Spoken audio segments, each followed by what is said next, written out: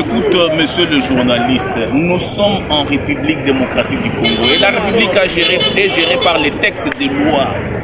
Moi, mon problème, c'est que l'on parle de la perte des mandats, que l'on parle de l'invalidation, mais j'aurais bien voulu que l'on suive la procédure normale. Parce que nous avons notre règlement intérieur qui nous dit exactement ce que nous devons faire. Et que du moment que cela ne sera pas fait de cette manière-là, est-ce que ça ne sera pas peut-être un acharnement?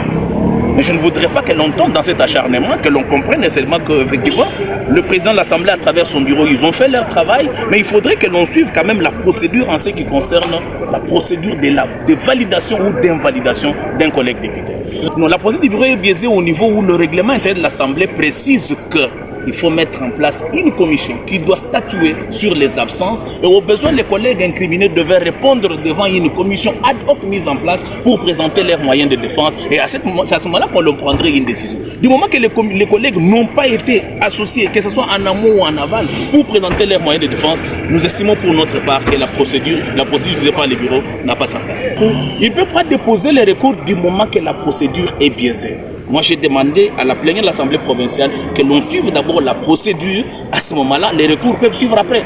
Ils sont encore députés parce que ce que nous avons vu dans les réseaux sociaux, c'est une correspondance, ce n'est pas une décision de l'Assemblée plénière. L'Assemblée plénière agit par décision et non pas par des correspondances.